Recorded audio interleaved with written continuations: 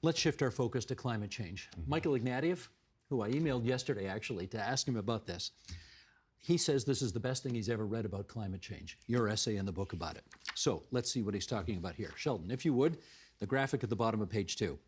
Climate science is a rarefied discipline based on mathematical and statistical models of bewildering complexity. But one need not be a climate expert to be haunted by the disconnect between the severity of the threat as proclaimed every day in the media and the global community's actual response as measured not in words, but in action and deed.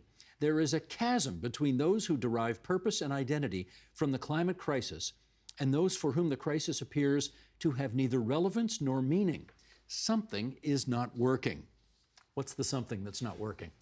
Well, you know, the theme of that essay really is that realism is not apathy and rhetoric no substitute for results. In no way is the essay calling into question the severity of the threat.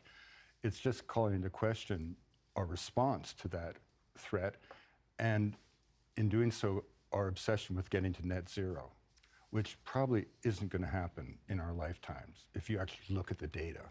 And you do. And you look at the degree to which China and India remain completely dependent on fossil fuels, coal in particular. The essay is really saying the way we're going about this isn't working. Let's look at some alternatives. And those who say we cannot look for those other solutions to other human problems until we get to net zero forget that it's only by looking to those other problems that we have a chance of getting to net zero.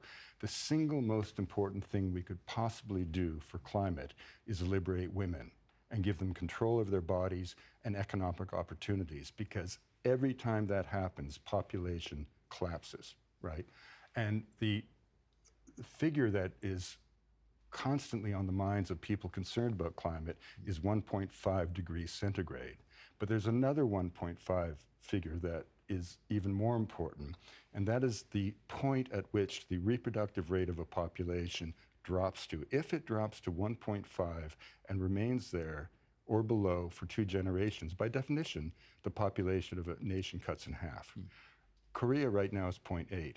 Ukraine is 1.01. Virtually every country in the Western world, China, even India is 2.08.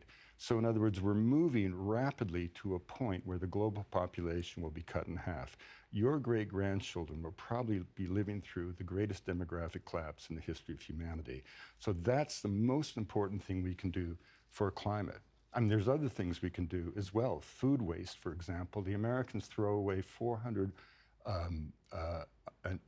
billion worth of food every year, just the Americans. That's 108 billion meals.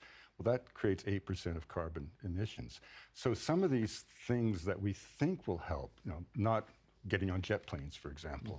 Well, the truth of the matter is 80% of the world has never flown. And who are we to keep them from that mobility? The airline industry by 2040 is expected to order up from Airbus and Boeing 42,000 new planes. Air India and Indigo Air last year alone ordered 1,000 planes at the Paris Air Show. We're not going to stop flying. It may be a good personal choice, and all these personal choices are important. But the question is to ask, what is actually going to work?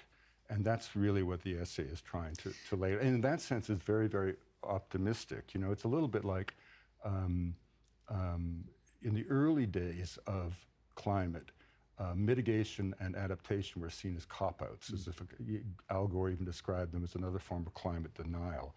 But the truth of the matter is, geologically, the oceans are rising about a foot every century. Well, we're going to have to mitigate whether we like it or not, you know.